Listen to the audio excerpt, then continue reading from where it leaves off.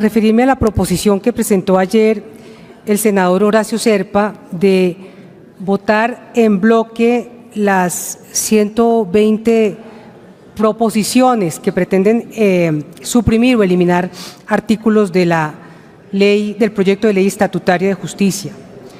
Me sorprende sobre todo viniendo de un liberal. En el último mes o en los últimos meses hicieron gala los directores del Partido Liberal de aplicar la medida del liberalismo y nos excluyeron a Sofía Gaviria y a mí de una manera supuestamente liberal, pero realmente inquisitorial, para poder participar en la consulta a la presidencia de la República. Y veo que lo que presentó ayer el señor ponente Horacio Zerpa va exactamente en el mismo sentido. ¿Qué gala de liberalismo está haciendo el Partido Liberal? Excluye a las mujeres de la consulta a la presidencia, las excluye aplicándoles principios inventados y sacados del cubilete, y ayer propone que se voten en bloque todas las proposiciones presentadas por un senador para impedir que se debatan una por una como debe ser y como lo dice el reglamento del Congreso. Yo sí quisiera recordarle que para mí el profundo sentido del liberalismo lo resume esa famosa frase histórica de Voltaire: no estoy de acuerdo con lo que dice, pero defenderé con mi vida su derecho a decirlo. Usted ayer aquí lo que propone es que no se le dé el derecho a una minoría en el Congreso frente a lo que significa el voto de la unidad nacional, que no se le dé el derecho a expresarse, que no se le dé el derecho a debatir, que se le quite el derecho a presentar sus observaciones, nada menos que a una ley que suponen ustedes es la columna vertebral del Acuerdo de La Habana.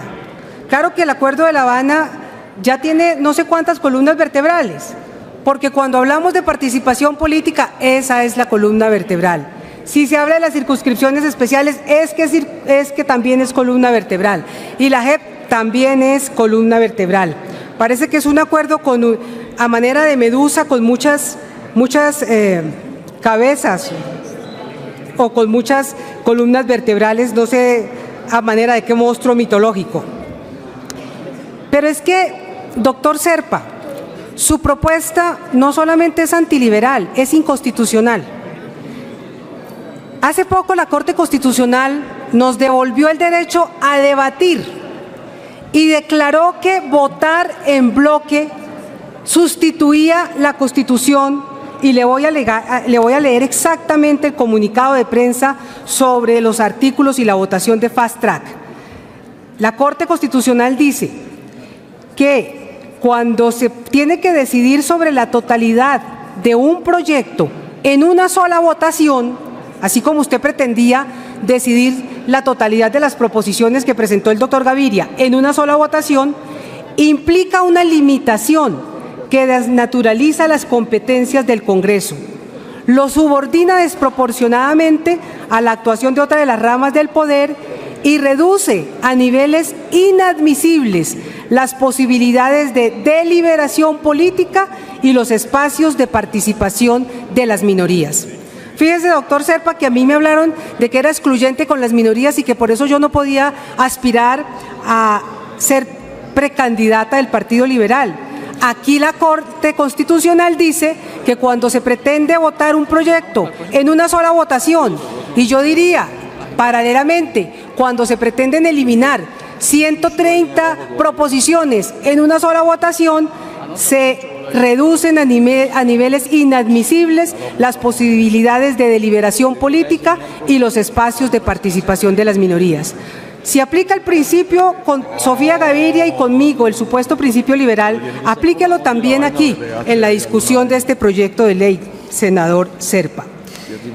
Pero además, senador, yo sí creo que es importante que se mire artículo por artículo, porque es que aquí hay tantas cosas para debatir, hay tantas cosas que creo que ni siquiera los senadores han leído ese proyecto de ley, que el país no lo conoce, que el país solo conoce la algarabía de los medios de comunicación y la presión que están ejerciendo diciendo que es el Congreso el que quiere acabar con la paz.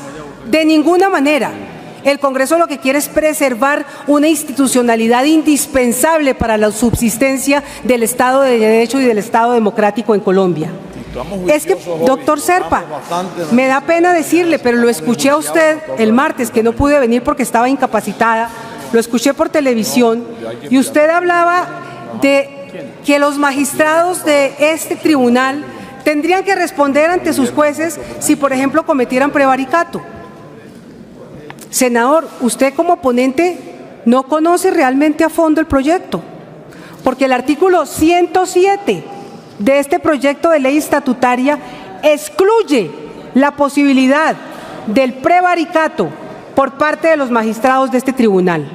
Es decir, los magistrados de este tribunal pueden fallar en contra de las pruebas, en contra del derecho, y no tienen juez frente a esa conducta. Y le voy a leer el artículo. El artículo dice que los magistrados de la JEP estarán sometidos al mismo régimen especial penal previsto para los magistrados de la Corte Suprema de Justicia. En todo caso, dice, no podrá exigírseles en ningún tiempo responsabilidad por los votos y opiniones emitidas en sus providencias judiciales. ¿Eso qué quiere decir? Que en ningún caso se les puede llamar a responder por prevaricato. El prevaricato queda excluido de la conducta de los magistrados de la Justicia Especial para la Paz.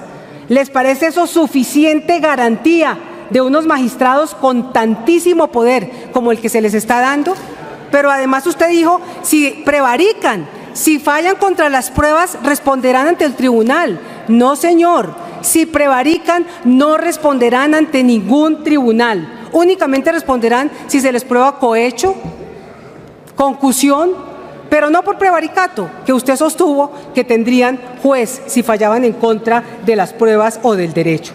Por eso creo que si aún el señor ponente desconoce lo que dice este proyecto de ley a fondo, es indispensable que estos congresistas, este Senado y el país se entere de lo que contiene este proyecto de ley, y no solamente a través de los editoriales de los medios de comunicación que nos quieren llevar y poner entre la espada y la pared y decir que en nuestras manos está el futuro de la paz de Colombia si no aprobamos de manera express y por el medio del fast track este proyecto de ley. El país tiene que saber la importancia, la peligrosidad, el riesgo que implica para la institucionalidad y para la misma democracia, las pocas garantías para las víctimas, reconocer que este proyecto no pone en el centro del proyecto los derechos de las víctimas. Aquí no es cierto que se les hayan dado recursos, por ejemplo, frente a la utilización, al ejercicio del criterio de selección por parte de los jueces, las víctimas no tienen recurso.